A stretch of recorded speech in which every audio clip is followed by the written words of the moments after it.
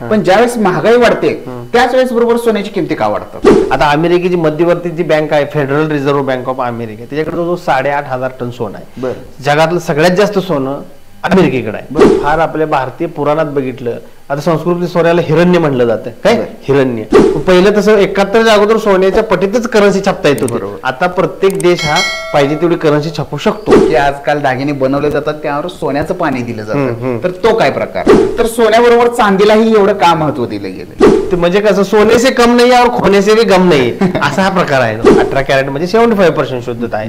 20 crate म्हणजे 83.30% शुद्धता आहे. बरोबर. 22 कॅरेट म्हणजे 91.60 916 एवढी त्याच्यामध्ये शुद्धता असली पाहिजे. 24 कॅरेट म्हणजे 9950 9950 एवढी शुद्धता असली पाहिजे.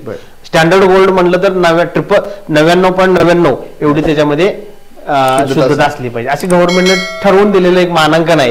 एक स्क्वेअर फूटचा पत्रा 1 ग्राम सोन्यामध्ये तयार करता येतो. इतकं पातळ थिन सोनं लवचिक आहे.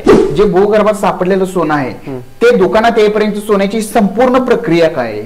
आता 2001ला बंद झाली, पण त्या खाणीचं भारतीय गव्हर्नमेंटला फार मोठं योगदान आहे. त्या केजीएफ भरपूर सोनं भूगर्भात त्या खाणीमधून भारत सरकारला मिळाले. भारताकडे साधारणतः 2024च्या अखेरच्या अंदाजानुसार भारताची जी मेन आपली भारतीय central reserve bank of India आहे तिच्याकडे 820 ते 850 टन 850 टन सोनं आहे. अमेरिकेच्या तुलनेत 10x कमी आहे. सोन्यामधली जी गुंतवणूक आहे ती फिजिकली जास्त सेफ आहे की बॉन्ड मध्ये? तर मग जगामध्ये भारत हा 1 नंबर सोन्याला सगळ्यांना मागं टाकू शकतो. त्याच्या बरोबर याला कुणाला शक्य होणार नाही. अमेरिकेला शक्य होणार नाही. नमस्कार, परत एकदा आपल्या पॉडकास्ट मध्ये आपल्या सगळ्यांचं सहर्ष स्वागत. आजच्या पॉडकास्टचा विषय आहे सोने पारख कशी केली जाते आणि सोन्याची संपूर्ण माहिती आपण आजच्या भागामध्ये बघणार आहोत. सोनं म्हटलं की आपल्या डोळ्यासमोर उभा राहतं ते पिवळं लकलकीत एक धातू, ज्या धातूबद्दल सर्वांच्याच मनात एक वेगळीच उत्सुकता आहे. मग ह्या धातूला एवढं महत्व काय? तर सोन्याबद्दलची ही उत्सुकता आजच्या या भागापुरतीच फक्त ताणून ठेवा, कारण हा भाग पाहिल्यानंतर तुमची सोन्याबद्दलचे सगळेच प्रश्न संपून जाणार आहेत. आपल्या स्टुडिओमध्ये आपण स्वागत करूया श्री विकास शिंदे सरांचं. सर नमस्कार. नमस्कार सर, आपण सोन्याबद्दलची संपूर्ण माहिती या भागात घेणार आहोत. या सोन्याच्या व्यवसायात येण्यापूर्वीपासून जर तुमचा थोडक्यात आम्हाला प्रवास जाणून घ्यायचा आहे. नमस्कार, मी विकास शिंदे.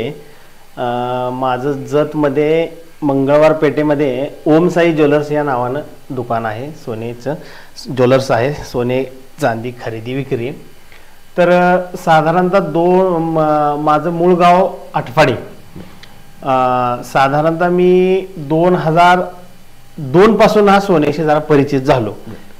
ते पण कसं, आमचे नातेवाईक बाहेर आपल्या ह्या महाराष्ट्राच्या बाहेर असल्यामुळं व्यवसायानिमित्त, ह्या सोन्याच्या व्यवसायानिमित्त तिकडे मी फिरायला गेलो होतो तामिळनाडू साईडला. तर तिथं आमच्या पाहुण्याकडे गेला असताना मला ते सोन्याचा पहिला म्हणजे असा खास जवळून परिचय आला.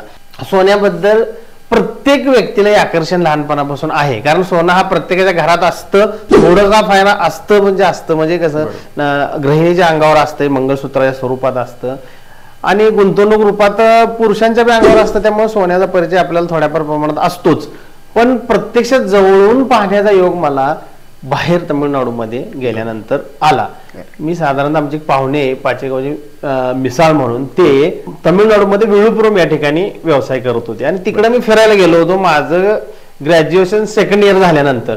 आणि त्या मधल्या सुट्टीच्या काळात मी गेल्यानंतर तिथं मी जवळून पाहिलं की ते सोनं कसं, त्या धातूपासून कसं दागिने बनवले जातात आणि त्याचं ते एक मार्केटिंग कसं होतं हे पाहिलं. मग मी पुढे त्या व्यवसायामध्ये पडलो आणि पाहुण्याकडे गेलो, शिकलो. टेस्टिंग म्हणजे सोनं काय जवळून पाहिलं, शुद्ध कसं करायचं, त्याचं प्युरिफिकेशन, टेस्टिंग कसं करायचं, टन्स वगैरे कसे काढायचे हे सगळं शिकलो. श्रीराम ज्वेलर्सचे कोडक काका ते आमचे ह्या व्यवसायातले सोन्याच्या एक म्हणजे पहिले गुरु म्हणता येते. मला म्हणजे मार्केटिंग बनवण्यापासून माझं, कारण मी तामिळनाडूला होतो तिथं मला ग्राहकांचा काही संपर्क येत नव्हता कस्टमरचा, कारण मी तिथं ज्वेलरीचं काम होतं, तिथं रिफायनरीचं काम होतं की ज्वेलर्स लोक काही ठराविक त्यांची आठवड्याभर साठलेली मोड जुनी ग्राहकांची ते आणून आमच्याकडे द्यायचे, ते आम्ही गाळायचो, ते टेस्टिंग करायचो, रिफाईन पाहिजे असेल तर पकवून द्यायचो किंवा टेस्टिंग रिपोर्ट द्यायचो. भट्टीवरती काम होतं, कष्टाचं काम होतं, भट्टीवरती काम होतं आणि त्याला काय फार म्हणजे कष्टाचं काम होतं. इथं आल्यानंतर मला ग्राहकांशी पहिला संबंध आला आणि त्यांनी मला ग्राहक म्हणजे कसं ग्राहकांचं कम्युनिकेशन कसं करायचं, सोनं विकायचं कसं नेमकं ग्राहकांना, त्याचं महत्व कसं पटवून द्यायचं आणि व्यवस्थित कसं सेल करायचं हे मला त्यांनी शिकवलं. आणि तिथून पुढे मग मी हळूहळू सोन्याच्या ह्या व्यवसायात मग मी स्वतः परत हळूहळू रुळत गेलो आणि मग स्वतःच मग मी परत ओम साई ज्वेलर्स या नावानं हा व्यवसाय चालू केला. अच्छा, सोन्याशी ज्यावेळेस तुमचा पहिला संबंध आला तो ऍक्च्युअली तुमचा तमिळनाडूमध्येच आला, बरोबर. तिथून पुढे ज्यावेळेस तुम्ही विचार केला की मी या व्यवसायात उतरायचंय, तर सोन्या चांदीचा व्यापारी ज्यावेळेस आम्ही नजरेसमोर बघतो सर्वसामान्य लोक, तर त्याच्याकडे खूप सारा फंड असेल, खूप सारी इन्व्हेस्टमेंट असेल असा विचार असतो. तर तुम्हाला हा व्यवसाय सुरू करताना ते चॅलेंज नव्हतं का समोर तुमच्या? होतं की नक्कीच, कारण सोनाचा व्यवसाय करणं म्हणजे ह्याला पहिली मुद्दा म्हणजे तुम्हाला नुसतं नॉलेज असून चालत नाही. सेकंड म्हणजे तुम्हाला भांडवल पाहिजे. फर्स्ट भांडवल पाहिजे असं म्हणता येईल, नंतर तुम्ही नॉलेज घेऊ शकता, कुठेही जाऊन भांडवल आपल्या भांडवल तयार करू शकता. हा मुद्दा मला प्रकर्षाने जाणवला. त्यासाठी मला बरीच वर्ष मग खडतर मला काम करावं लागलं. बरं, ऍज अ सेल्समन किंवा वर्कर म्हणून पाहुण्याकडे काम करावं लागलं, कारण हा व्यवसाय मी 2-3 वर्षात शिकलो होतो, पण भांडवल नसल्यामुळे मला बरेच दिवस हे करावं लागलं. मग हळूहळू परत थोडं भांडवल म्हणजे आफ्टर मॅरेज माझं जरा थोडं सपोर्टिंग मला मिळालं.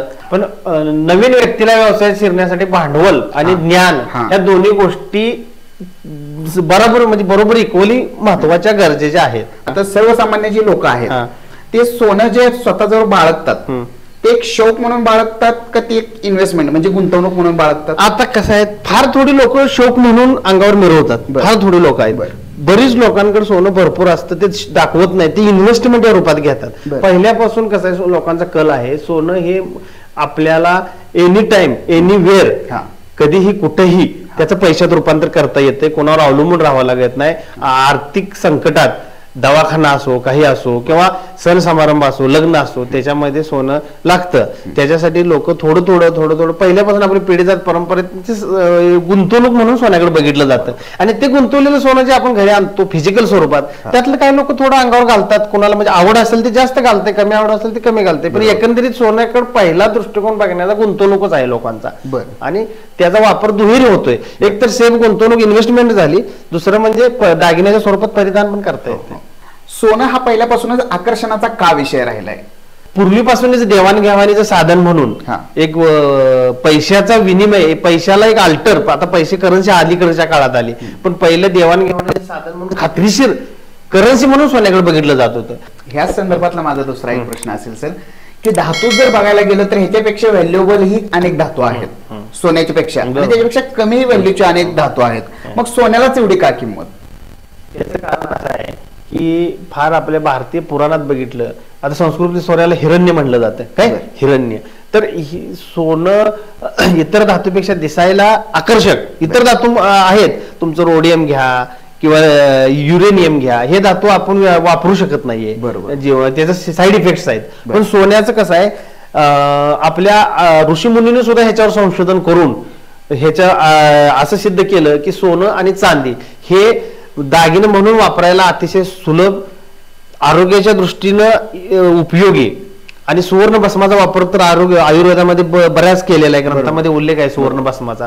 त्यामुळे सोनं हे आपल्या शरीरावर परिधान केलं तर त्याचा फक्त फायदाच होतो माणसाला, अजिबात त्याचा म्हणजे साईड इफेक्ट काही नाही. इतर धातूपासून काय होतंय, काय धातूपासून साईड इफेक्ट होतात, पण सोनं आणि चांदी हे फक्त शरीराला फायदाच करून देतात, त्याचबरोबर कुटुंबाला सुद्धा उभारी देतात, आणि माणसाला समाजामध्ये आर्थिकदृष्ट्या स्थिरता निर्माण करण्यास उपयोगी पडतात. सोन्याचं जसे दागिने घालायला लोकांना आवडतात, तसंच जर जागतिकीकरणात बघितलं तर सोनं एक विनिमयाचंही साधन आहे, तर ते कशामुळं? सोनं हे विनिमयाचं साधन पहिल्यापासून कसं आहे, सोनं हे एकतर दुर्मिळ आहे, खाणीतून मिळतं, त्याला एक लिमिट आहे प्रत्येक त्या धातूला, का त्या लिमिटच्या बाहेर ते तयार करता येते, कारण भूगर्भातनं ते निसर्गाने दिलेलं आहे. आणि त्याच्यामुळे कसं आहे, एक मौल्यवान धातू म्हणून पहिल्यापासून सोन्याला एक बार्टर सिस्टम, देवाणघेवाणीची किंवा विनिमयाची सिस्टम म्हणून मानली गेलेली आहे. खात्रीशीर विनिमय एक्सचेंजचा एक भाग म्हणून सोन्याकडे बघितलं गेलेला आहे. आता ह्या सोन्याचं जसं तुम्ही विनिमयाच्या साधनाबद्दल सांगितलं, तसंच ह्या सोन्याचं जागतिक व्यापारात काय महत्व आहे? सोन्याचं जागतिक व्यापारात खूप महत्व आहे, कारण कसं आता पाहिलं गेलं तर ग्लोबलायझेशन मध्ये फार पूर्वीपासून सुद्धा ज्या देशाकडे सोनं जास्त त्या देशाची करन्सी किंवा अर्थव्यवस्था मजबूत आहे. असं हे तर आपण आता रोज वास्तू सिद्धच आहे. कारण त्याच्यामुळे प्रत्येक देश हा सोनं आयात करण्यावर जास्त बेस असतो प्रत्येक देशाचा. आता उदाहरणार्थ बघायला गेलं तर आज अमेरिका हा जागतिक जगामध्ये सर्वात जास्त सोने खरेदीदार आणि सोनं जवळ बाळगणारा देश आहे. आता अमेरिकेची मध्यवर्ती जी बँक आहे federal reserve bank of America त्याच्याकडे जो 8,500 टन सोनं आहे. जगातलं सगळ्यात जास्त सोनं अमेरिकेकडे आहे. मग त्याच्यामुळे त्यांचं करन्सी त्यांची US डॉलर जी आहे ती स्ट्रॉंग आहे. 1971 पर्यंत स्टँडर्ड एक्सचेंज म्हणून सोन्याचाच वापर केला जायचा. म्हणजे जी करन्सी छापली जात असायची ती तुमच्याकडे जेवढं सोनं आहे त्या पटीत छापली जायची करन्सी. म्हणजे समजा माझ्याला 1 रुपया छापायचा आहे तर 1 रुपयाचं त्यावेळेच्या सोन्याचा जो दर आहे तेवढंच तुम्हाला करन्सी छापता येत होती. म्हणजे जेवढं तुमच्याकडे सोनं आहे तेवढंच तुम्हाला करन्सी छापता येत होती. 1971 ला काय झालं, रिचर्ड निक्सन म्हणून जे अमेरिकेचे राष्ट्राध्यक्ष होते त्यांनी हे गोल्डचं जे हे आहे सोन्यावर आधारित करन्सी हे पॅटर्न बंद केला.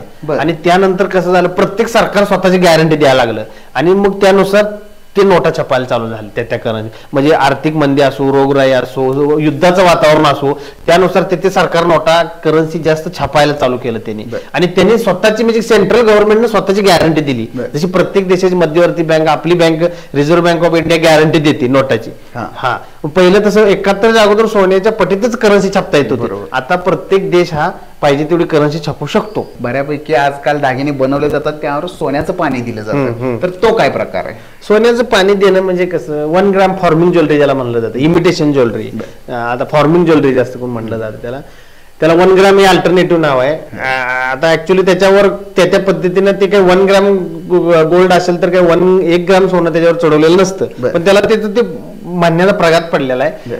तर हा एक प्युअर सोन्याला पर्याय म्हणून वापरला गेलेला हा प्रकार आहे दागिने. आता ज्यांना प्युअर सोनं किंवा पूर्ण सोन्याचा दागिने वापरता येत नाहीत तर ते लोक तसेच सेम टू सेम दागिनं सोन्याचं पाणी दिलेलं फॉर्मिंग ज्वेलरी म्हणतो ते मग ते 100 मिली पासून 500 मिली पर्यंत इव्हन 1 ग्राम पर्यंत सुद्धा तुम्ही ग्राहक जसं सांगाल तसं त्या पटीत पाणी सोन्याचं देऊन ते देता येतं. मग त्याचा दर कमी राहतो. आता 1 ग्राम ज्वेलरी साधारणतः तुम्हाला 4,000 पासून 10,000 पर्यंतच्या रेंजमध्ये मिळते. मग तेच वस्तू तुम्ही सोन्यामध्ये गेलं तर कितीतरी लाख तुम्हाला खर्चावे लागतात. मग त्याला एक अल्टरनेटिव्ह पर्याय आहे 1 ग्रॅम ज्वेलरी. हा एक पर्याय आहे. ते म्हणजे कसं सोने से कम नाही और खोने से भी गम नाही असा हा प्रकार आहे तो. काय अच्छा सर, तुम्हाला फक्त सोन्याचे व्यापारी म्हटले जात नाही तर सोन्या चांदीचे व्यापारी म्हटले जातात, बरोबर का? तर सोन्याबरोबर त्या चांदीचीही तेवढी किंमत केली. पण सहजासहजी वापरताना सोने चांदीचे व्यापारी म्हणतात. तर सोन्याबरोबर चांदीलाही एवढं का महत्व दिलं गेलं? आता चांदीचा दागिना जास्त करून स्त्रिया अलंकार म्हणून वापरतात. पायात जोडवी, पैंजण, मासोळी, बिचवा असो, कमरपट्टा असो काय, आणि मग अंगठी, चेन पण वापरली जाते. तर हे आरोग्याच्या दृष्टीने पण फायद्याचं आहे. कारण पैंजण घालणं हे शास्त्रानं सुद्धा सिद्ध केलेलं आहे सायन्सने की पैंजण घालणं काय त्याचा फायदा आहे, कमरपट्टा घालण्याचा काय फायदा आहे, जोडवी वापरण्याचा काय फायदा आहे. ते अॅक्युपंक्चरचं काम करतं. आपल्या शरीरामध्ये अंगठी घालणं, चेन घालणं, चांदी ही एक चांगली अँटीबायोटिक आहे. म्हणजे साधारणतः ते काय रोग प्रतिकार वाढवणारी एक हे आहे. जसं आपण जेवणात हळद वापरतो तसं बाहेर अँटीबॅक्टेरियल आणि अँटीव्हायरस अशी चांदीचा दागिना म्हणून बघितलं जातं. चांदी परिधान करणं हे शुभ आहे, त्याचबरोबर शरीराच्या दृष्टीनेही उपयोग आहे. म्हणून चांदी ही सोन्याच्या खालोखाल दिसायला बी छान, लवचिक, दागिना बनवायला सोपा आणि सोन्याच्या पटीत किंमत कमी. आज 1 किलो सोन्याची किंमत आजच्या 1 कोट आहे. 1 किलो सोन्याची किंमत 1 कोटी आहे. 1 किलो चांदीची किंमत 1,15,000 ते 20,000 दरम्यान आहे. वापरायला सोपी, दिसायला छान आहे. त्याचबरोबर उद्योगधंद्यामध्ये ज्या काही मोठमोठे उद्योगधंदे आहेत त्याच्यामध्ये सुद्धा चांदीचा उपयोग मोठ्या प्रमाणात केला जातो. म्हणून चांदीला सुद्धा जगामध्ये मागणी आहे. सोन्या एवढीच चांदीलाही मागणी असं तुमचं म्हणणं आलं तर त्याचं जे उत्पन्न आहे ते सोन्या एवढंच आहे का त्याच्यापेक्षा जास्त आहे? सोन्यापेक्षा चांदीचं उत्पन्न भूगर्भातून जास्तच आहे म्हणून चांदीची किंमत कमी आहे. सोनं त्यापेक्षा दुर्लभ आहे म्हणून त्याची किंमत जरा जास्त आहे, खूपच जास्त आहे.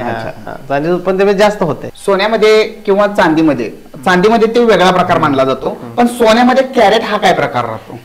सोन्यामध्ये चांगला प्रश्न विचारला तुम्ही. कॅरेट, सोन्याचे दागिने घेताना पहिलं तुम्ही कॅरेट बघितलं जातं, कॅरेट तपासलं जातं. कॅरेट म्हणजे शुद्धता, प्युरिटी किती आहे गव्हर्नमेंटने ठरवून दिलेलं आहे. ते गव्हर्नमेंटचे एक मानांकन आहे की बाबा 18 कॅरेट म्हणजे 75% त्यामध्ये शुद्धता आहे. 18 कॅरेट म्हणजे 75% शुद्धता आहे. 20 कॅरेट म्हणजे 83.30% शुद्धता आहे. 22 कॅरेट म्हणजे 91.60 एवढी त्याच्यामध्ये शुद्धता असली पाहिजे. 24 कॅरेट म्हणजे 9950 एवढी शुद्धता असली पाहिजे. स्टँडर्ड गोल्ड म्हटलं तर 99.99 एवढी त्याच्यामध्ये शुद्धता असली पाहिजे. असे गव्हर्नमेंटने ठरवून दिलेलं एक मानांकन आहे. मग ते 14 कॅरेट पासून 24 कॅरेट पर्यंत आहे. मग त्याच्यानुसार ती शुद्धता ठरवली जाते. उन्हाला एखाद्याला समजा आता जास्त करून बाजारात 22 कॅरेटचे दागिने सर्रास विकले जातात, कारण ते कसं टिकायला पण चांगले आणि त्याचा रिटर्न पण चांगला मिळतो. मग त्याची शुद्धता 91-60 म्हणजे जवळपास 92% आसपास असते. असं त्या पद्धतीने ठरवलं जातं मानांकन. सर्वसामान्यपणे आपण सर बघतो की धातू हा प्रकार वेगळा येतो इतर सर्व वस्तूंपेक्षा.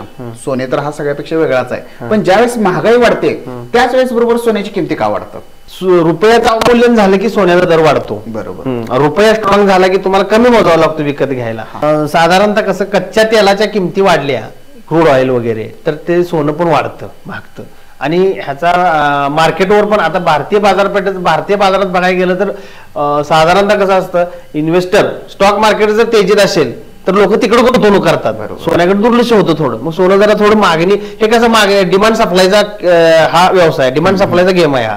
जर मागणी जास्त वाढली, पुरवठा कमी झाला तर वाढतोय. बरोबर. आणि समजा पुरवठा खूप असेल, लोक त्याकडे जास्त बघत नसतील सिरियसली, मागणीच कमी आहे पण पुरवठा खूप आहे, स्टॉक भरपूर आहे, दर उतरणार दर. जसं महागाईच्या काळात त्याचा रेट वाढतो तसं अगदी युद्ध येऊ द्या किंवा एखादा संकट येऊ द्या किंवा कोरोना सारखा एखादा आजार येऊ द्या, तर अशा काळात सोन्याच्या किमती घट्ट राहतात. याच्या मग काय कारण? घट्ट राहतात किंवा वाढतात. आता मागे कोरोना लाटेमध्ये सोनं, पहिल्या लाटेत सोनं खूप वाढले, 45 वरनं एकदम 55-56 पर्यंत गेले एक झटक्यात, एक महिना 2 महिने. याचं कारण का, तर अस्थिरतेच्या काळामध्ये मग ती युद्ध असो किंवा रोगराई असो काय, तर ह्याच्यामध्ये किंवा जागतिक मंदी असो, ह्याच्यामध्ये काय होतं, लोक सुरक्षित काय आहे तर सुरक्षित सोनं आहे असं पाहून सोन्याकडे अत्यंत सुरक्षित म्हणून बघितलं जातं. त्याच्यामुळे त्याचा एकतर दर स्थिर राहतो किंवा जास्तीत जास्त वाढतो. सोन्यापासून अनेक नाजूक दागिने बनवले जातात, जसं इतर कोणत्या धातूपासून एवढे नाजूक दागिने बनवणं शक्य नाही. तर त्या सोन्यामध्ये असे काय गुणधर्म आहे की त्यापासून एवढे नाजूक धागे बनवले, म्हणजे एवढे नाजूक दागिने बनवले जातील? बरोबर. कसं आहे, सोनं धातू हा फार लवचिक आहे. त्याच्यामध्ये ते म्हणजे कसं, त्याची डेन्सिटी, त्याची तन्यता फार लवचिक आहे. त्याच्यापासून म्हणजे एक ग्राम सोन्यापासून अनेक मिलीमीटर तार लांब करता येते. आणि 1 ग्राम सोन्यापासून मला वाटतं 1 स्क्वेअर फुटापर्यंत मोठा पत्रा बनवता येतो. 1 स्क्वेअर फुटचा पत्रा 1 ग्राम सोन्यामध्ये तयार करता येतो. इतकं पातळ थिन सोनं लवचिक आहे. या कारणामुळं दागिने बनवायला, लवचिकपणाच्या गुणधर्मामुळं दागिने बनवायला सोपं जातं कारागिरांना. आणि त्याचं फिनिशिंग एवढं चांगलं असतं की चकाकी असल्यामुळं अट्रॅक्शन लगेच होतं. त्याच्यामुळे सोन्याला जास्त दागिन्यात वापरलं जातं. तुम्ही मगाशी बोलता बोलता सांगितलं की सोनं हे आपल्या पृथ्वीच्या भूगर्भात सापडतं, बरोबर का? तर जे भूगर्भात सापडलेलं सोनं आहे ते दुकानात येईपर्यंत सोन्याची संपूर्ण प्रक्रिया काय आहे? आता कसं असतं, भूगर्भात पहिलं सोनं शोधलं जातं. शोधल्यानंतर मग ते खाण असते सोन्याची. मग त्या खाणीतून सोनं मातीच्या रूपात किंवा खडकाला चिकटलेलं असतंय, त्या रूपात म्हणजे रफ रॉ मटेरियल म्हणून बाहेर काढलं जातं. रिफायनरीमध्ये ते असं मोठमोठ्या सोन्याच्या खाणी जगभरात आहेत. जसं आपल्या भारतामध्ये कोलार गोल्ड फील्ड होते, KGF मध्ये म्हणलं जातं, कर्नाटकामध्ये होती. ते आता 2001ला बंद झाली, पण त्या खाणीचं भारतीय गव्हर्नमेंटला फार मोठं योगदान आहे. त्या KGF भरपूर सोनं भूगर्भातून त्या खाणीमधून भारत सरकारला मिळाले. आम्हाला KGF माहित झाला तो पिक्चर मुळेच ते आम्हाला ते खाण माहित झाली. पण KGF म्हणजे कोलार गोल्ड फील्ड्स, तिथं कर्नाटकामध्ये खाण आहे. आता तिथं ती खाण 2001ला बंद झाली गव्हर्नमेंट, परवडना. कारण काय? परवडना, कारण ते सोनं काढून त्यानंतर त्या खाणीतलं सोनं संपलं. आता कितीतरी टन माती काढून त्याच्यापासून शुद्ध करायला कितीतरी ग्रॅम सोनं मिळते. म्हणजे मिळकतीपेक्षा खर्च जास्त वाढल्यामुळे गव्हर्नमेंटला ते परवडना, म्हणून 2001ला गव्हर्नमेंट ते बंद करून टाकलं. त्यावेळेस ती कोलार जी आता भारत गोल्ड माइन्स म्हणून तिथे दुसरी खाण आहे कर्नाटकामध्ये चालू आहे. हा, तर हे कसं असते प्रोसेस, खाणीतून सोनं बाहेर काढलं जातं, ती रिफायनरी असते. ते मग ते गव्हर्नमेंट रिफायनरी असतात किंवा कोण प्रायव्हेट पण कंपनी आहेत की स्वतः ते उत्खनन करतात आणि त्यापासून ते काढून त्या गव्हर्नमेंटला त्या क्षेत्रातला ते हिस्सा देतात, टॅक्स भरतात आणि ते विकतात. तर ते रिफायनरीमध्ये सोनं आणून त्याच्यामधनं इतर धातू वेगळे केले जातात आणि त्याच्यानंतर मग ते सोनं प्युअर केलं जातं. प्युअर करून मग त्याचे बिस्किट्स बार बनवले जातात किलोचे 100 ग्रामचे, आणि ते बार मग ते गव्हर्नमेंटच्या ऑथोराइज बँकेतून ते विक्रीला आले जातात. आणि मग ते विकत ते बार मग किंवा ते चोख सोनं 1 किलो असो 100 ग्राम असो, ते मोठमोठे होलसेल ज्वेलर्स व्यापारी असो, ते काय करतात, ते पेमेंट भरून ते घेतात. आणि मग ते जे रिटेल ज्वेलर्स आहेत आमच्यासारखे, जर आम्हाला दागिना बनवायचा आहे तर आम्ही त्या होलसेल व्यापाऱ्याकडे जाऊन आम्हाला पाहिजे तेवढे अमाऊंट जे लागणार आहे तेवढं देतो आम्ही त्यांना विथ जीएसटी, आणि ते घेऊन येतो. आणि त्याच्यापासून मग ते दागिने बनले जातात. असा सोन्याचा रिफायनरी पासून ज्वेलरी पर्यंत येण्याचा इतिहास आहे. तसं चांदीचा पण तेच ऍज इक्वल चांदीचा पण तसंच आहे. जसं तुम्ही सांगितलं की याची प्रक्रिया खूप अवघड आहे आणि आता ते KGF ही बंद झालं, तर तरीही आज सोन्याचा प्रचंड प्रमाणात जगभरात साठा आहे. तर सगळ्यात जास्त तुम्ही मगाशी बोलताना सांगितले अमेरिकेकडे सगळ्यात जास्त सोन्याचा साठा आहे, तर भारताकडे किती आहे? भारताकडे साधारणतः 2024च्या अखेरच्या अंदाजानुसार भारताची जी मेन आपली भारतीय central reserve bank of India आहे तिच्याकडे 820 ते 850 टन, 850 टन सोनं आहे. अमेरिकेच्या तुलनेत 10x कमी आहे. अमेरिकेकडे 8,500 टन आहे, भारताकडे 850 टन आहे. त्याच्यामुळे आपला 85 रुपया त्यांचा $1 आहे. जर आपल्याकडे 8,500 टन सोनं आलं तर ₹1 इज इक्वल टू $1 होऊन जाईल. 10x आपण खाली आहे त्यांच्या, असं आहे. ते 10x आपल्यापेक्षा पुढे आहेत. त्यामुळे आपल्याकडे 10 पट आपलं अवमूल्यन झालेलं आहे आता. जर ₹1 इज इक्वल टू $1 करायचा असेल तर. पण सर जर तुम्ही विचार केला, हे फक्त जे सोन्याचा साठा धरला जातो तो गव्हर्नमेंटच्या ताब्यात असलेलाच, आणि इतर जे सर्वसामान्य वापरतात, अगदी स्त्रियांच्या गळ्यात आहे, अनेक मंदिरात सापडतं, तर त्याचा हिशोब यामध्ये धरला जात नाही. तर त्याबद्दल काय सांगाल? त्याबद्दल असं सांगता येईल, तसं पाहिलं तर हा सर्व जर सोनं कॅल्क्युलेट केलं तर मग जगामध्ये भारत हा 1 नंबर सोन्याला, सगळ्याला मागं टाकू शकतो. त्याच्या बरोबर याला कुणाला शक्य होणार नाही, अमेरिकेला शक्य होणार नाही. आता भूगर्भात तेवढं सोनं राहिलेलं नाही, आता कुठून तयार करणार? आर्टिफिशियल सोनं तर तयार करता येत नाही. ही नॅचरल देणगी आहे निसर्गाची. तर मग तसं पाहिलं तर भारतामध्ये गव्हर्नमेंटकडे ऑथोराइज एवढं सोनं आहे, पण भारतीय गृहिणींकडे घरामध्ये आणि देवस्थानामध्ये जवळजवळ 25,000 टन सोनं आहे, असा एक अंदाज आहे. 25,000 टन ते 27,000 टन सोनं हे भारतीय घरांमध्ये आणि देवस्थानांकडे आहे. आणि ती त्यांच्या स्वतःच्या मालकीचं असल्यामुळं त्याची सरकार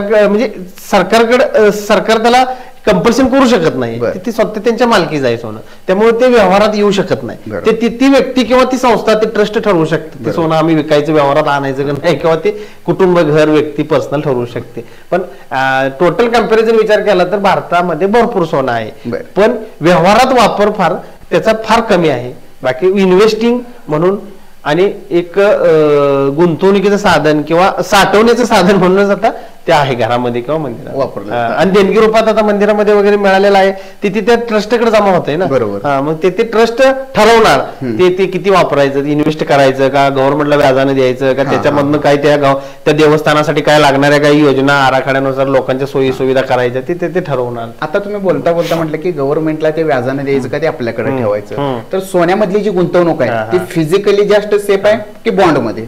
आतापर्यंत कसं होतं, आपल्याकडे एवढं शिक्षणाचं जास्त ही लिटरसी नसल्यामुळं लोक फिजिकल गोल्डला अजूनही प्राधान्य देतात. बरोबर. माझ्या हातात पाहिजे, मला ते दिसलं पाहिजे, हातात दिसलं, डिजिटल नको म्हणतात लोक. पण आता अलीकडे गव्हर्नमेंटने कसं झालं, डिजिटल स्वरूपात सोनं आणलं की बाबा सोवेरियन गोल्ड बॉन्ड आणले, काय SVB आणले, त्यानंतर ETF गोल्ड ETF फंड आणले. काय मग त्याच्यामुळे काय केलं, ज्यांना जास्त गुंतवणूक करायची आहे, ज्यांच्याकडे भरपूर पैसा आहे, ते काय करायला लागले की फिजिकल गोल्ड घरात जास्त आपण ठेवू शकत नाही, घेता येत नाही, आणि त्याला सुरक्षित पण ठेवता येत नाही. सुरक्षिततेचं टेन्शन आहे, प्लस त्याला व्याज पण मिळत नाही. घरात ठेवलं जर किंवा लॉकरला ठेवलं तर तुम्हाला व्याज देणार नाही. मग गव्हर्नमेंट काय म्हणते, तुम्ही आम्हाला पेपरलेस तुम्ही सोनं घ्या, तुम्हाला पाहिजे तेवढं सोनं तुम्ही घेऊ शकता, सुरक्षिततेची गॅरंटी आमची आहे, बरोबर, प्लस तुम्हाला वार्षिक 2.5% आम्ही त्याच्यावर व्याज देतो. बरोबर.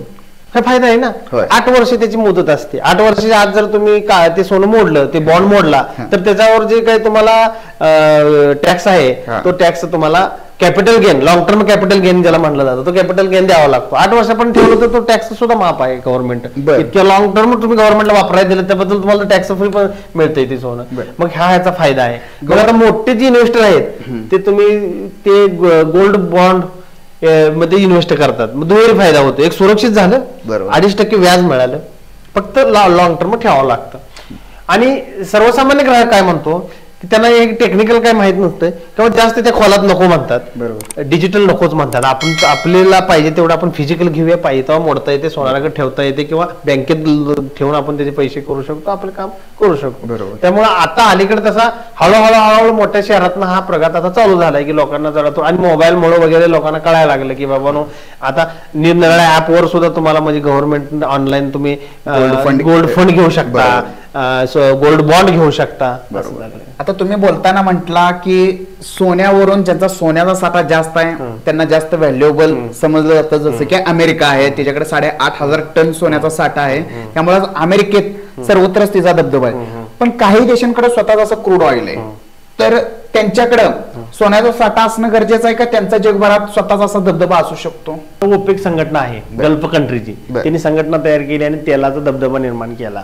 तर आता आपण डॉलरपेक्षा कुवेती दिनार महाग आहे, जवळजवळ एक दिनार घ्यायचं झालं तर जवळजवळ $3.5 त्यांना खर्च करावा लागतो. मग आता 276 रुपयाच्या आसपास जाते किंमत एखादी कुवेती दिनारची. मग याचा अर्थ काय होतोय की डॉलरपेक्षाही ते तेल समृद्ध देश महाग, त्याची करन्सी महाग आहे ना.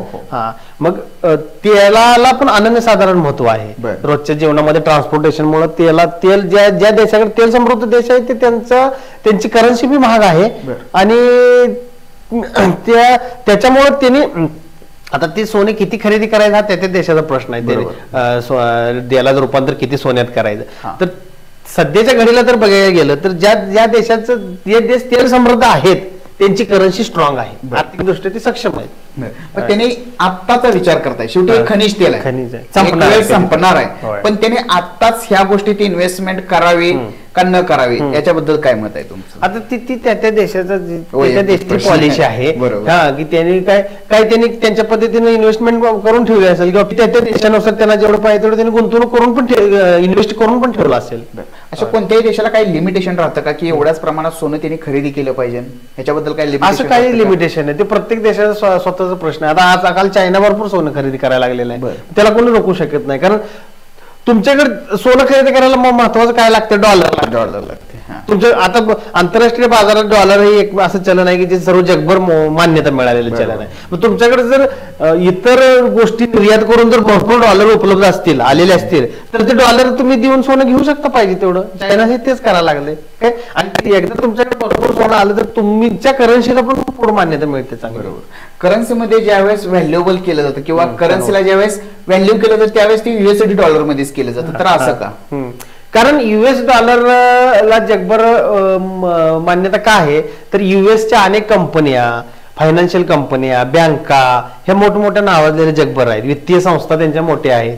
त्यामुळे कसं आहे त्यांच्या डॉलरला पहिल्यापासूनच मान्यता आहे. उद्योगधंद्यात अग्रेसर असल्यामुळं अमेरिका आणि इतर म्हणजे कसं त्यांची निर्यात जास्त असल्यामुळे वेगवेगळ्या क्षेत्रामध्ये डॉलरलाच म्हणजे प्रत्येक देश डॉलरला डिमांड देतात का तर डॉलर हे सर्व जगात चाललं जातं त्याच्यामुळे. मग इतर कुठलेही सोनं सोडून इतर कोणत्याही चलनामध्ये ते इतर देश तयार होत नाहीत घ्यायला. डॉलर द्या और गोल्ड द्या. एखादी वस्तू त्यांनी तुम्हाला विकल्या त्या बदल्यात तुम्ही काय त्यांना द्यायचं आहे, एक तर डॉलर द्या किंवा गोल्ड द्या. तर हे ग्राहक तुमच्याकडे येतात तर ते कोणत्या प्रकारचा दागिना घेणं प्रिपेअर करतात, पसंत करतात? चांगला प्रश्न आहे. जास्त करून कसं आहे, एक तर लग्न समारंभाला लागणारे दागिने जास्त करून स्त्रियांचं जे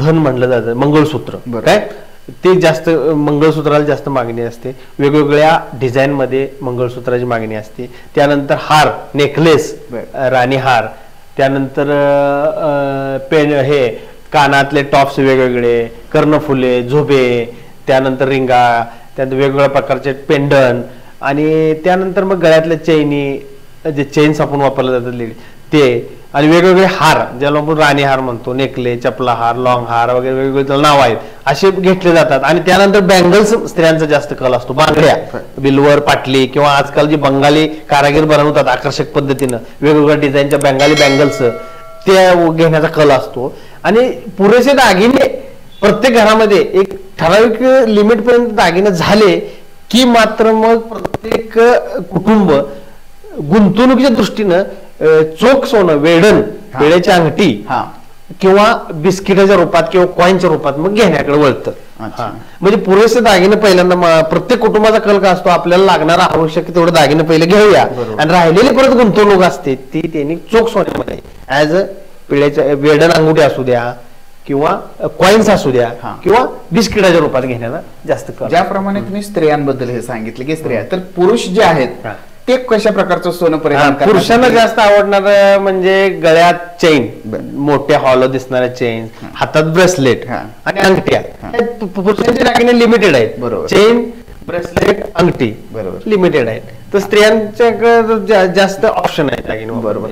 आता आपण सोशल मीडियाच्या माध्यमातून बघतोच की काही जणांनी सोन्याचा शर्ट बनवलाय, कोणी त्याचे चप्पल बनवले, तर हे सगळं काय सोन्यापासून हे सगळं बनवता येतं? हो बनवले म्हणूनच तर सोशल मीडियामध्ये प्रसारित झालंय ना. सोनं लवचिक धातू असल्यामुळे शर्ट बनवता येतो, पाहिजे ती वस्तू सोन्यापासून बनवता येते. एवढी फ्लेक्झिबल राहते, फ्लेक्झिबल लवचिक असल्यामुळे बनवता येतो. मग ज्याच्याकडे खूप पैसा येतो ते बनवू शकतो. आणि ते कसं आहे, सोन्याचं शर्ट घालणं किंवा हे ते अतिश्रीमंतीचं एक दिखावपणाचं एक हे आहे ना, एक लक्षण आहे आणि एक ते ट्रेंड आहे. ते त्या लोकांना आवड असेल तर ते करतात, ते दोन्ही बाजू जोडून. म्हणजे पैसा ज्याच्याकडे मुबलक आहे ते करतात. त्यांची ती एक प्रकारची इन्व्हेस्टमेंट हाऊस पूर्ण झाली. आता काही ग्राहक असतात जे नव्याने सोने घेण्यासाठी येतात, तर त्यांनी कोणत्या गोष्टीची काळजी घेतली पाहिजे सोनं घेताना? सगळेच ज्वेलर्स हॉलमार्क लायसन अथॉराइज्ड आहेत, त्यामुळे काही अडचण नाही. फक्त ग्राहकांनी काय केलं पाहिजे, गेल्यानंतर सोनं आम्हाला हॉलमार्कचं द्या, हॉलमार्कचं सोनं पाहिजे म्हणून मागितलं पाहिजे आणि त्यानुसार त्यांनी कॅरेट, ज्या कॅरेटचं त्यांना पाहिजे. आता हॉलमार्कच्या पुढची स्टेप आलेली HUID. हॉलमार्क पहिले 2021 पासून हॉलमार्क कंपल्सरी केलं गव्हर्नमेंट. त्याच्या आधी हॉलमार्क हा विषय काही नव्हता. सोना द्यायचा, विश्वासानं ग्राहक घ्यायचा, तो जो सांगेल तो टनचा असं, म्हणजे तो जो सांगेल तो प्युरिटी समजून सोनारावर विश्वास ठेवून घेत होते.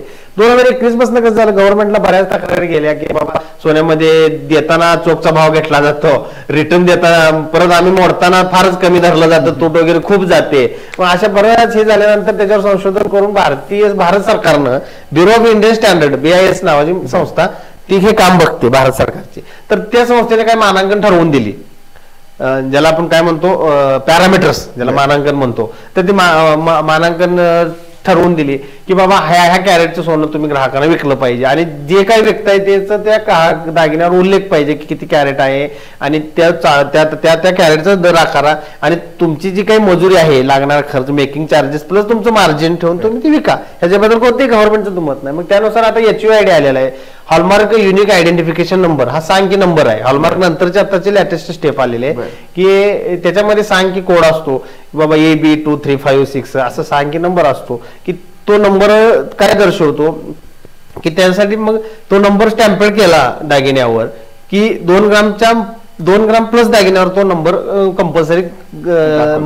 कंपल्सरी स्टॅम्प करून ग्राहकांना विकावा असं GR गव्हर्नमेंटचं आहे. मग तो नंबर जर तुम्ही ऍप मध्ये टाकला, ब्युरो ऑफ इंडियन स्टँडर्डचं BISCare म्हणून एक ऍप स्टोअरला ऍप आहे, त्या ऍप मध्ये तुम्ही तो नंबर टाकला की तुम्हाला तो दागिना कोणता आहे, त्या दागिन्याचं नाव, त्या दागिना किती कॅरेटचा आहे आणि कधी तो सेंटर मधनं पास केलेला आहे, कोणत्या ऑथोराइज सेंटर मधनं पास केलेला आहे आणि ज्वेलरी रजिस्ट्रेशन नंबर येतो तो, म्हणजे कोणत्या ज्वेलरचं रजिस्ट्रेशन, हॉलमार्क लायसन्स जो मान्यता प्राप्त आहे त्या ज्वेलरचं रजिस्ट्रेशन नंबर येतो. ह्याच्यानुसार ते सर्टिफिकेट येतं आणि त्याच्यानुसार ग्राहक बाबा खात्री करू शकतो हा दागिना हा कॅरेटचाच आहे आणि गव्हर्नमेंट अप्रूव्ड आहे. मग ह्यासाठी गव्हर्नमेंट ग्राहकाने काय करावं, हॉलमार्क HUID मान्यता प्राप्त दागिना घ्यावा, त्यामुळे त्याला पाहिजे तो कॅरेटचा दागिना मिळेल आणि त्याची अजिबात फसवणूक होणार नाही. अगदी. आता सोनं खरेदी करताना सर बघायला गेलं तर या सगळ्या प्रकारची सेफ्टी ग्राहक घेतील. दुसरा प्रश्न असतो, ज्यावेळेस सोनं चोरीला जातं, बरोबर, चोरीला गेल्यानंतर त्याच्यासाठी काही इन्शुरन्स असतो का किंवा ह्याच्यावरती काय क्लेम असतो? हा, गोल्ड इन्शुरन्स बरेच ज्वेलर्स मध्ये पुरवतात सेवा की बाबा तुम्ही असं एक ठराविक इन्शुरन्स भरा प्रत्येक दागिना घेता वेळेस आणि तो जर भविष्यात दागिना चोरीला गेला तर तुम्ही पावती त्या दुकानाची पावती आणि ती इन्शुरन्सची पावती देऊन तुम्ही ती क्लेम करू शकता. इन्शुरन्स कंपनी तुम्हाला क्लेम देते आणि तुम्हाला त्याचा परतावा मिळू शकतो. पर्यंत तो परतावा मिळू शकतो. आता त्याबद्दल काय मला निश्चित एवढं सांगता येणार नाही, पण आहे तशी सोय आहे. इन्शुरन्स पॉलिसी आहे. त्याप्रमाणे जर एखादा सोनं खरेदी करतोय तर त्याच्यावरती इन्शुरन्स घेऊ शकतो. कारण सर्वसामान्य लोकांना ह्या गोष्टी माहित नाही. अजून तरी कोणी सोन्यावर, कारण कसं आहे कस्टमर आपलं ग्रामीण भागातलं कसं असते मजुरी वगैरे कमी मिळावी, स्वस्त मिळावं, ह्या त्यांचा उद्देश असतो. त्याच्यात परत एक्स्ट्रा चार्जेस म्हणून जीएसटी प्लस इन्शुरन्स पे करणं कस्टमरला जमत नाही, किंवा ते त्यांनी अजून त्यांची एवढी मानसिकता तयार झाली. घडवणी मागे आता ज्यावेळेस सोनं आम्ही खरेदी करतो, सोनं खरेदी करताना त्याची घडवणीवर लावली जाते आमच्यावरती, तर ती किती असावी किंवा एक दागिना बनवण्यामागे किती खर्च येऊ शकतो साधारण? कसं आहे, आता दागिना बनवताना 5-7 माणसांच्या हातातून जातो. बरोबर. त्याची प्रोसेस आहे, वेगवेगळी टप्पे आहेत त्याची. मग त्या प्रत्येकाचं मजुरी आहे ठरलेली. ते मग पार सोने रिफाईन करण्यापासून, सोन्याची पट्टी बनवण्यापासून, सोन्याची डाय पाडण्यापासून, सोन्याचे मीना काम करणं, पॉलिश करणं, ते डाय जोडणं आणि पूर्ण अंतिम पॉलिश करून ते दागिना विकणं, ह्याच्यापर्यंत जवळजवळ 5 ते 7-8 कारागिरांच्या हातातून ते स्टेप बाय स्टेप जातं, वर्कआउट होतं. मग ते प्रत्येकाची मजुरी एक ठराविक त्याचा हिस्सा, त्याचा एक ठरलेला आहे, ते त्याला पेड करावा लागतो. त्याच्यानंतर मग तो दागिना ज्वेलरीमध्ये येतो आणि मग ज्वेलरीला त्याच्या इन्व्हेस्टमेंट बाबा त्यांनी किती केलेली आहे त्याच्यावर त्याचं ते मार्जिन ठरवून तो मेकिंग चार्ज आकारतो. साधारणपणे वर्षभरात अनेक वेळा लोक सोने खरेदी करतात, पण जास्त कोणत्या वेळेस सोने खरेदी करतात? आता भारतामध्ये आपले सण उत्सव खूप आहेत आणि सोनं हे शुभ मानलं जातं आणि जो शुभ दिवस आहे त्या दिवशी प्रकर्षानं सोनं लोक घेतात. आता आपण आपल्याकडे काय असतंय की 3.5 मुहूर्त खूप मानले जातात. मग 3.5 मुहूर्तामध्ये कसं असतं, आपलं पंचांगी चैत्र गुढीपाडव्यापासून चालू होतं आपलं कॅलेंडर. तर मग चैत्र गुढीपाडव्याला एक मुहूर्त आहे, तिथं सोनं प्रकर्षाने लोक जास्त करून घेतात. त्यानंतर मग काय होतं, अक्षय तृतीया एक असते 3.5 मुहूर्तामध्ये. त्यानंतर दसरा, ही 3 मुहूर्त मानले जातात आणि दिवाळी पाडवा एक अर्धा मुहूर्त. काय असे 3.5 मुहूर्तामध्ये तर हे सोनं प्रकर्षाने घेतातच. त्याचबरोबर गुरुपुष्य अमृत एक योग येतात वर्षातून काही, त्यावेळेसही जास्त प्रमाणात सोन्याची खरेदी केली जाते आणि इतर वेळेस शुभ दिवस बघून पण सोनं खरेदी केलं जातं. पण आपला समाज जास्तीत जास्त शुभ दिवस आणि उत्तम मुहूर्त बघून सोनं खरेदी करतो. आणि असे भरपूर वर्षामध्ये मुहूर्त असतात की जेणेकरून लोकांना ते घेता येते. हा सोना चांदीचा व्यवसाय तुम्ही अनेक वर्ष झालं करताय, यासाठी तुम्हाला जसं तमिळनाडूला जाऊन तुम्ही तिथं म्हणजे माहिती घेतली त्या सगळ्या गोष्टीची. आजकालचे तरुण जे या व्यवसायात येण्यासाठी इच्छुक आहेत, तर त्यांच्यासाठी हा व्यवसाय सुरू करण्यासाठी तुम्ही काय सल्ला द्याल? हा व्यवसाय कसा आहे, पारंपरिक जर घरचं बॅकग्राऊंड असेल तर मग ते त्यांना ऑटोमॅटिक ते नॉलेज येते आणि ते पुढचं त्यांना जर आवड असेल तर ते व्यवसाय चालवू शकतात पुढे. पण ज्यांचं नाही त्यांच्यासाठी, ज्यांना कसं आहे, ह्याच्यामध्ये नॉलेज हा एक वेगळा पार्ट आहे आणि भांडवल उभा करणं दुसरा पार्ट आहे. ह्या धंद्याला खूप भांडवल लागतं. तुम्ही बघताय आता सोने चांदीचे व्यवसाय कर म्हणून तर दुकान फार कमी आहेत आणि सोने चांदीच्या व्यवसायिकाकडे एक सेट मालक किंवा एक गर्भश्रीमंत माणूस म्हणून पाहिलं जातं. सोन्याचा व्यापार करतोय म्हणजे ह्या पैसेवाला आहे असं पाहिलं जातं. का त्याचं कारण तेच आहे, कारण ह्याला भांडवल खूप लागतं. भांडवल खूप लागलं तर मग त्याला मर्यादा आहेत ना, भांडवल जास्त लागण्यामुळे मर्यादा आहेत की प्रत्येक जण व्यवसाय करू शकत नाही, भांडवल खूप लागतं. त्याच्यामुळे नवीन मुलांना कसं आहे, ते सोन्याचं नॉलेज घेऊन ते जर भांडवल कमी असेल तर ते चांगले सेल्स मॅनेजर, मोठमोठे आता कंपनी आहेत म्हणजे आता PNG गाडगिल ज्वेलर्स आहे, कल्याण ज्वेलर्स आहे, अशा वेगवेगळ्या मोठमोठ्या फर्म आहेत, त्याच्यामध्ये सुद्धा ते काम करतात. आणि भांडवल जर घरचं बॅकग्राऊंड जर भांडवल द्यायची तयारी असेल तर ते एखादा छोटा ऍज अ छोटी ज्वेलरी म्हणून तालुका लेवलला गावामध्ये करू शकतात. अशी भरपूर उदाहरणं आहेत.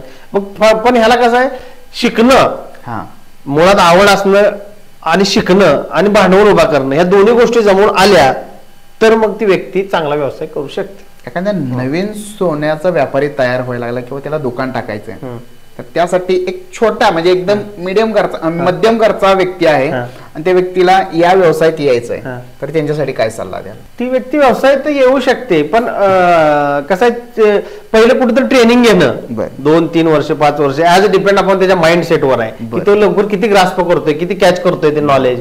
कारण विकणं आणि मोड पण व्यवस्थित पारख करून घेणं, या 2 कला शिकणं महत्वाचं आहे. आणि त्यानंतर मग काय टेक्निकल इश्यू आहेत, काय बाबा व्यवस्थित त्याचं अकाउंटिंग मेंटेन करण्याचे इश्यू आहे, ते सगळं व्यवस्थित शिकल्यानंतर आणि थोडं भांडवल उभा करून ती व्यक्ती धंदा करू शकते, व्यवसाय करू शकते. असं काय म्हणजे असं काय शिक्का नाही की बाबा त्या व्यवसाय हा पिढी जातो, त्या व्यवसाय हा त्याच्याच हिने केला पाहिजे, कुणीही व्यवसाय करू शकतो. तुमचंच उदाहरण आता आम्ही पारंपरिक काही बॅकग्राऊंड नाही, शेतकरी बॅकग्राऊंड असून वडील एक सर्व्हिसमॅन मिलिटरी आणि आमचा काही सोने संबंध नसताना घरातले कोण आमचं नाही ते व्यवसायात,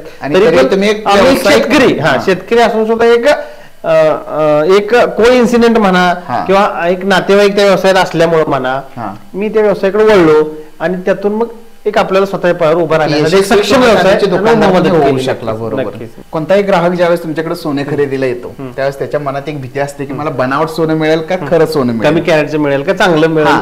तर याबद्दल तुम्ही त्यांना सिक्युअर कसं करू शकता? कसं आहे, हा व्यवसाय विश्वासाचा आहे. पिढी जात परंपरागत प्रत्येक कुटुंबाचा एक सोनार ठरलेला असतो. काय त्या तिकडच ते अनेक पिढ्या ती त्याच सोनाराकडे जातात. आता अलीकडच्या काळात कसं झालं, व्हरायटी वाढल्या, डिझाईन्स आल्या भरपूर, लोकांना चॉईसला संधी मिळाली, चॉईसला जागा मिळाली. पहिले चॉईस जास्त नव्हत्या, पारंपरिक पटडीचे दागिने असायचे आणि मग ते त्यांचं प्रत्येक कुटुंबात एक सोनार असायचे, त्यांच्याकडे जाऊन ते बनवायला द्यायचे, पहिला ऍडव्हान्स देणे, ऑर्डर देणे, परत काही दिवसांनी जाऊन ते घेऊन येणे आणि हा क्रेडिटवर व्यवसाय पण चालायचा. आता अलीकडे कसं झालेलं आहे, ह्या धावत्या स्पर्धेच्या युगात व्हरायटी भरपूर आल्या. अनेक कारागीर म्हणजे Bengali pattern, south Indian pattern, north Indian pattern हे दागिन्यांचे वेगवेगळे आले. भरपूर कॅटलॉग्स तयार झाले, वेगवेगळे असंख्य व्हरायटी, जसे कपड्यामध्ये व्हरायटी आहेत तशा दागिन्यांच्या असंख्य व्हरायटी आता अलीकडच्या ह्या 10 वर्षात 15-20 वर्षात तयार झाल्या. त्यामुळे लोकांना चॉईस निर्माण झाला की बाबा ह्या पद्धतीचा दागिना मग बनवू, त्या पद्धतीचा बनवू. मग त्यावेळेस लोक काय पारंपरिक सोनार जरा थोडी बगल देऊन नवीन शोरूम कडे वळायला लागले, जिथे जास्त व्हरायटी आहे बघायला मिळते तिथं जाऊन ती घ्यायला लागली. मग त्यावेळेस त्यावेळेस काय व्हायला लागलं, आता अलीकडच्या काळामध्ये गव्हर्नमेंट BIS मानांकन केल्यापासून त्या कॅरेटचे स्टॅम्पेड दागिने कस्टमरला मिळतात. मग आता आमच्याकडे जर ग्राहक आला तर आम्ही त्यांना सांगतो, तुम्हाला जो तुम्ही फोटो म्हणजे दाखवता, तुम्हाला जसा पाहिजे, तुम्ही एखादा ऑनलाईन जरी फोटो बघितला असेल तेव्हा ह्या प्रकारची मला बांगडी हवी आहे, ह्या प्रकारचा मला एक हार बनवून हवा आहे, तर त्या पद्धतीचं आम्ही ते व्हॉट्सअपला ते डिझाईन घेतो आणि त्या पद्धतीचं त्यांना विचारतो तुम्हाला किती कॅरेटचं पाहिजे. तर 22 कॅरेट, लोक मग 24 कॅरेट, जास्त करून मला 24 कॅरेटचं पाहिजे. 24 कॅरेटचा दागिना बनत नाही.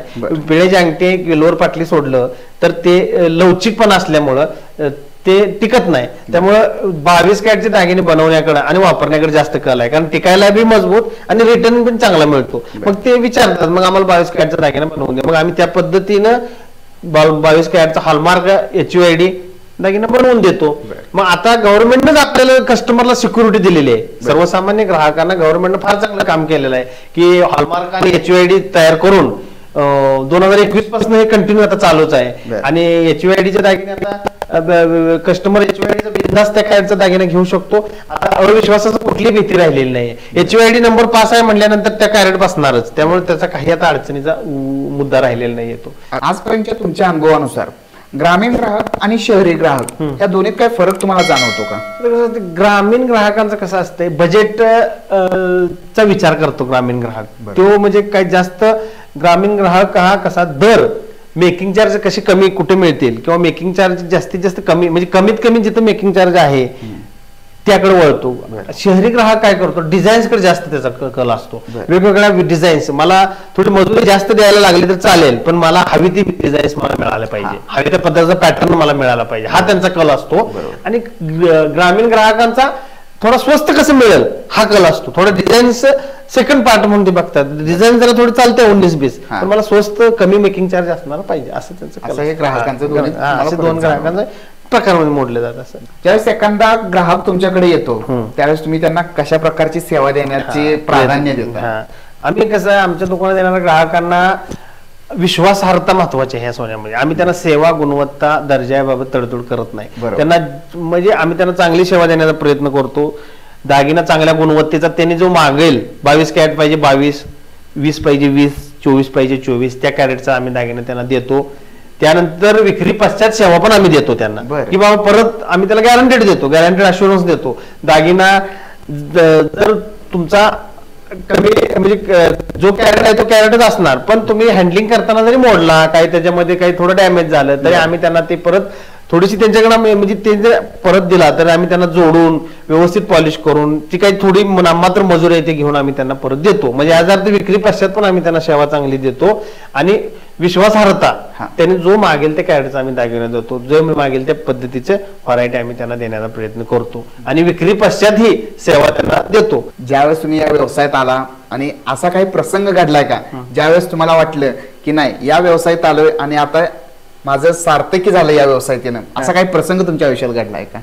आमचा व्यवसाय असा आहे की आम्ही रोज प्रार्थना करत असतो आमच्या येणाऱ्या कस्टमरकडे भरपूर पैसा येऊ दे, इतका पैसा येऊ दे की त्याने आमच्या सारखं येऊ दे. आमचा प्रत्येक कस्टमर किंवा आम्ही राहतो ते सगळं सराउंडिंग सगळी कम्युनिटी समृद्ध असावी, भरपूर त्यांच्याकडे पैसे यावेत आणि ते सक्षम असावे सोनं घेण्यासाठी. कारण त्यांच्याकडे मग शेतकरी असो, व्यापारी वर्ग असो किंवा जॉब करणारे असो काय, तर सगळ्यांकडे जर विपुल प्रमाणात पैसा आला तर तेच आमचे कस्टमर, तेच कस्टमर आहेत ना आमचे, तेच घेणार ना खरेदीला. तर असे काही प्रसंग येतात की बँक 4, 4:30, 5 बंद होते, बँकेत लोन होऊ शकत नाही, दवाखान्याची अडचण असते, पैसे पाहिजे असतात त्यांना, बरोबर, घरात सोनं असते, बँकेत ठेवता येत नाही, त्यावेळेस ते हक्कानेच आपल्या सोनाराकडे येतात, संध्याकाळी 7ला येतात की दादा मला सांगलेलं दवाखान्याला ऍडमिट केलेलं आहे घरातला नातेवाईक आणि मला एवढे अमाऊंट पाहिजे, हे तुमचं सोनं ठेवा, मला एवढे पैसे द्या, आम्ही तुमचं काम झालं दवाखान्याचं की आम्ही हळूहळू सोडवून घेऊ. त्यावेळेस आम्ही तेवढं सोनं ठेवून जे पैसे देतो ना त्यावेळेस मग आम्हाला वाटतं की याला खरोखर आपण एनी टाइम एनिवेअर आपण उपयोगाला येतोय, ते एक समाधान आहे. हा, आता निश्चित आम्ही त्याच्यावर व्याज घेतो, तो नो डाऊट आहे, कारण आता बँक सुद्धा व्याज घेते, त्या पटीत आम्ही थोडं जास्त घेत असेल, पण आम्ही कोणत्याही वेळेस कधीही समाजाचा उपयोगी पडतो, एक समाधानाची बाब मला राहते. असे अनेक हळवे प्रसंग सर तुमच्या या व्यवसायाच्या आयुष्यात घडत असतात. म्हणजे ग्रामीण भागात जर बघाल तर असे काही हळवे प्रसंग तुम्हाला सततच बघायला मिळत असतील, कारण शहरी भागात बघायला गेला तर ह्याचा शो ऑफ केला जातो, सोशल मीडियाच्या माध्यमातून ते व्हायरल करण्याचा प्रयत्न केला जातो की एखाद्या व्यक्तीने एकासाठी घेणं. आम्ही मध्यंतरीच्या काळात एका सोनाराचा तो व्हिडिओ बघितला की त्यामध्ये एक आजोबा आपल्या आजीसाठी ज्यावेळेस सोनं घेतात आणि सोनार अगदी त्यावरती काय 20-25 रुपये घेऊन तो सोनार अगदी फ्री देतो, म्हणजे ती खूपच भावनिक गोष्ट होती. असे अनेक प्रसंग म्हणजे प्रत्येक सोनाराच्या बाबतीतच घडत असतात, ते फारसे उजेडात येत नाही तेवढीच गोष्ट. तुमच्या आयुष्यातले अनेक चांगले वाईट प्रसंग हे घडलेले आहेत अशा प्रसंगात. तर सोन्याच्या या व्यवसायात अनेक वर्षापासून तुम्ही काम करताय, तर तुमचा हा अनुभव नक्कीच माझ्या व्ह्युअर्ससाठी उपयोगी पडेल आणि येणाऱ्या काळात जे नवीन सोन्या चांदीच्या व्यवसायात येणार आहेत त्यांच्यासाठीही हा मोलाचा सल्ला असेल. तो जो सोन्याचा व्यवसाय आहे तो नक्कीच लाभदायक आहे, सार्थकी आहे. ही सगळी माहिती एकंदरीत तुम्हाला कशी वाटली ते मला कमेंटमध्ये नक्की सांगा. हा व्हिडिओ आवडल्यास आपल्या या व्हिडिओला लाईक आणि चॅनलला सबस्क्राईब करायला विसरू नका. आणि सोन्याच्या बाबतीत जर तुमचे काही प्रश्न असतील तर ते कमेंटमध्ये नक्की टाका. परत आपण सरांना इथं बोलावून त्या प्रश्नांची उत्तरं शोधण्याचा प्रयत्न करू. त्याचबरोबर जर तुम्हाला चोख सोन्याचं दर्जेदार विश्वासू सोन्याची खरेदी करायची असेल तर खाली नंबरही सरांचा दिलाय, तर नक्कीच तुम्ही एक वेळ सरांना भेट देऊन तुम्ही त्यांच्याकडे सोने खरेदी करू शकता.